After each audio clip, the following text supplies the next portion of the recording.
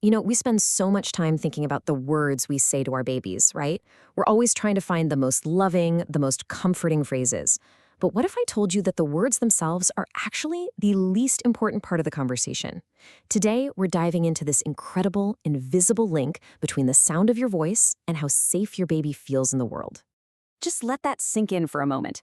Reading the biological data hidden in your throat. That's such a powerful idea, isn't it? It suggests there's this whole other secret language passing between you and your child, a language that has nothing to do with vocabulary and everything to do with pure biology. So if it's not the words, then what is it? What are they actually tuning into with such focus? Well, that's exactly what we're going to do. We're going to decode that secret language and find out what your baby is really processing every single time you open your mouth to speak. Okay, let's paint a picture. We've all been there, right? You've had a brutal day, you're exhausted, running on fumes, and maybe some cold coffee. You pick up your crying baby and you whisper, "Shh, it's okay, I'm here." You think you're projecting calm, but your baby just gets fussier. Why? Because they sense a disconnect. That's the hidden message. Think of it this way. Your voice is a constant emotional weather forecast for your baby. It's their primary source of information.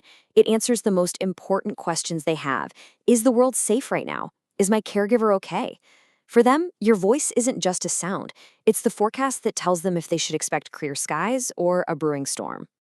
And look, this isn't just so nice, fluffy metaphor. There is some seriously fascinating neuroscience behind all of this. So let's get into the science of sound and figure out how babies become these little experts at decoding our emotions way, way before they can even think about saying mama or dada. The key to all of this is a concept called vocal prosody.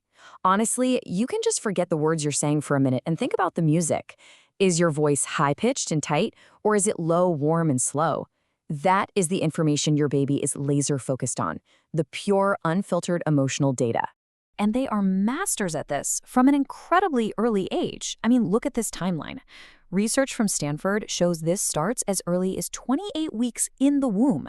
Then, by just 3 months old, they're already tiny little lie detectors, able to tell a genuinely calm voice from one that's just pretending. But this last one, this is what blows my mind. A study from the University of Oregon found that even when they're asleep, their little bodies react to arguments. Their brains might be resting, but their nervous systems are wide awake and listening.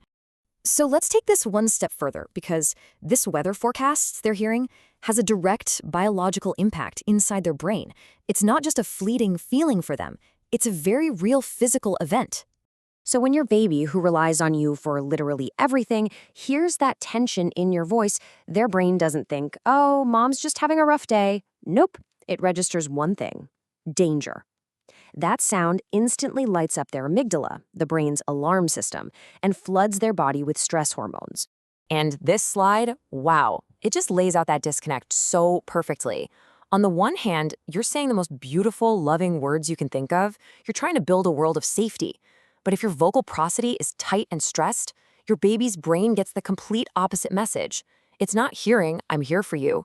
It's hearing, "My anchor is unstable." The world suddenly feels very unsafe. Okay, I know hearing all of this can feel heavy. And I really want to be clear here. This is not about making anyone feel guilty. Life is messy and stressful, and we're all just doing our best. The point isn't to be a perfect parent. The goal is simply to understand what's really going on underneath the surface. So what do we do about it?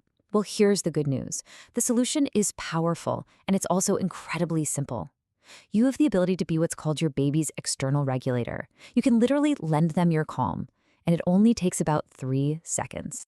This is it. This is the whole tool. Before you rush in to speak or pick them up, just pause. And then take one single, slow, deep breath.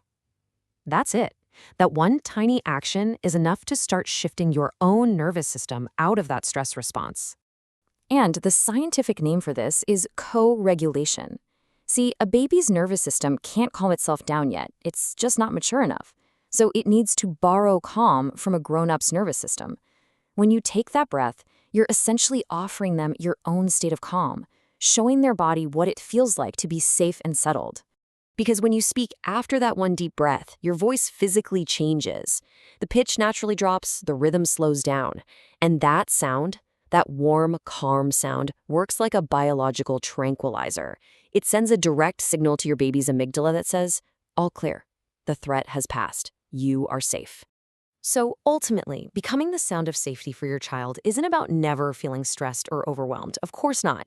It's about being aware of this hidden language and choosing to connect, especially when things get tough. It's about connection, not perfection. Please remember this. You are going to have moments where you're stressed and your voice is tense. That's going to happen. It's okay. The real magic isn't in avoiding those moments. It's in the repair. It's in taking that breath, softening your tone, and showing up again as their safe harbor. So I'll leave you with this question to think about. Knowing that your voice is one of the most powerful tools you have, what's one small moment today, just one, where you can pause, take a breath, and consciously choose to become the sound of safety for your child?